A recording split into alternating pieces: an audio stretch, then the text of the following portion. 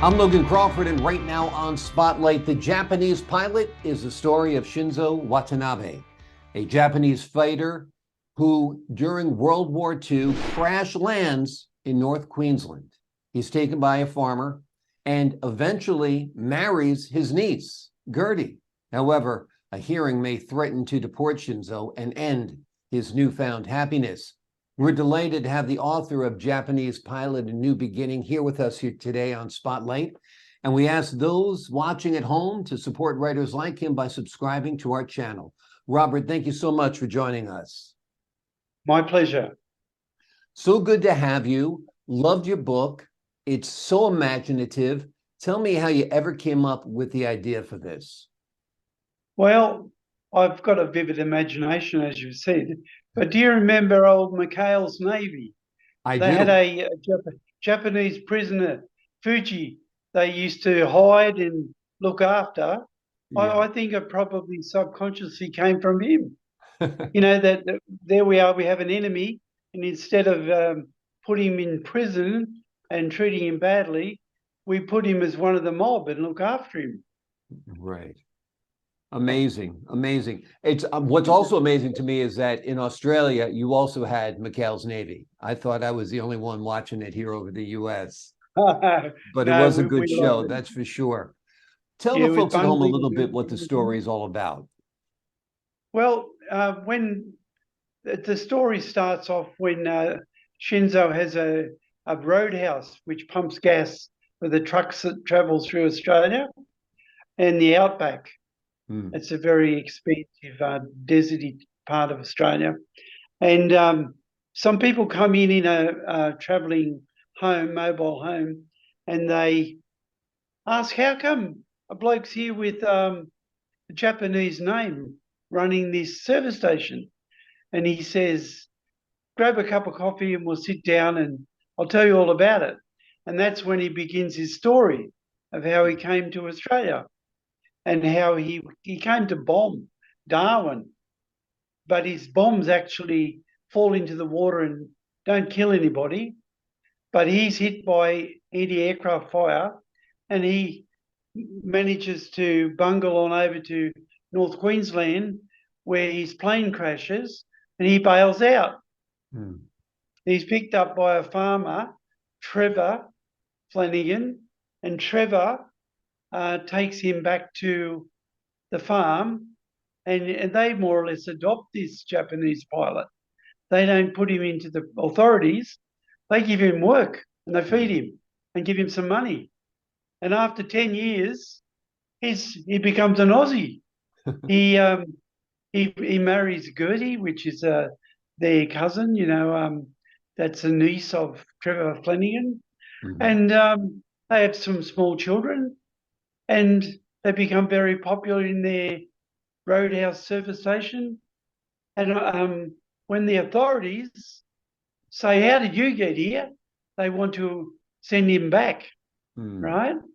And when they have a court case and they call up a lawyer to come and defend him in his position, the magistrate or the judge says, what's the best possible good can come out of this? So they grant Shinzo citizenship and he's allowed to stay. So there's a big Thanksgiving celebration about, this being the case. Yeah. Wonderful, So that's wonderful. basically the story. And if you think of the era, I mean, people were really afraid of Japanese soldiers and afraid of Japanese fighter pilots in particular.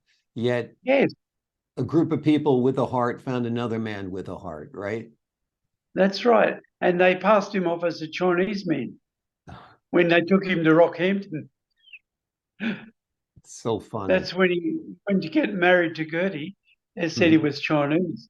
So he signed his name Shinzo Watanabe, but in Japanese. So nobody really could tell. Right. Wonderful. That seems to be a prevailing message of your book is kindness. Yes, consideration of others. And I think if we run our lives by that idiom, then we can't go wrong, because kindness will break down all kinds of barriers. Absolutely. Absolutely. Yeah. Good will overcome evil, I believe, for sure. I do too, Logan. Yes. Yeah. Tell me why you decided to write the book. I had a compulsion to see. When I was a child, I went to a school. I was in 1950. The war had ended in 1945, and people didn't like Japanese. They were Mhm. prejudiced against them for what happened in prison camps, and they didn't like Germans. I was invited to a German boy's seventh birthday party, and I was the only other person there. Mm. His mother, the boy, and myself. And I Yeah. thought, they're people too. Of course, they're like us. And I had no prejudice. And that's when I thought of Shinzo. What if that happened? It's a what if situation. And strangely enough, that boy that I went to his party, the German boy, he actually taught my sons at high school. He was Mm. a science teacher when he grew up.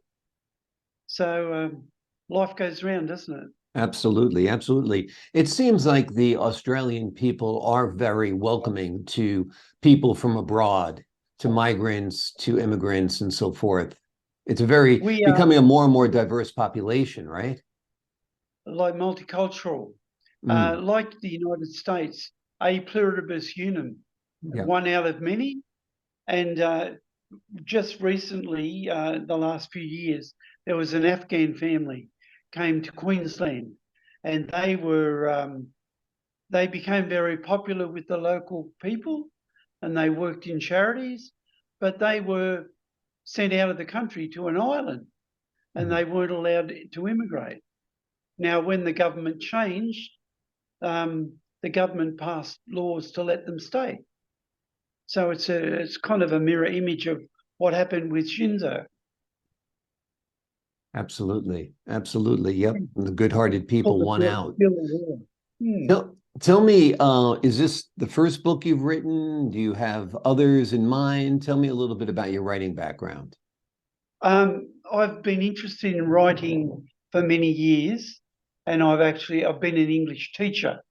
I teach in high school and primary school children, and I still teach adults to write their stories down. Hmm. I ran a course called Bringing Yarns to Life. Now, everyone has a story, Hmm.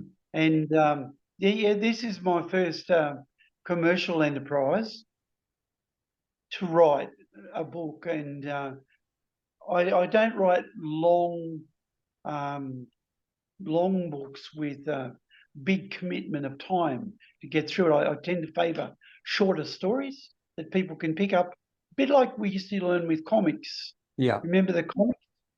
Like exactly. Marvel brought up comics, and I was brought up on Donald Duck comics and Mickey Mouse. Dad would bring them home for me, and I learned to read through them. But my short stories, I want to have a whole collection of short stories for people to indulge and read quickly and enjoy. Now I've got other titles out, and I'm writing at the moment a book called "How Did It Come to This?" and Mm. it's set in Ukraine and Russia, where a young man is conscripted. He's sent to the front at Bakhmut, and a man called Milo, a Ukrainian soldier, saves his life, and actually he lets him go, and he goes back to Russia and escapes with his wife to the Ural Mountains. Mm. And I'm still writing that. It's almost finished, and that'll be out probably on Amazon. Well, it sounds wonderful. I mean, certainly that is a close conflict over there when you have Russians fighting Ukrainians. I mean, they used to be basically one people, and now they're torn apart by war. It's very sad. It's tragic, actually. It is. They're brothers, they're cousins, they're fighting against each other.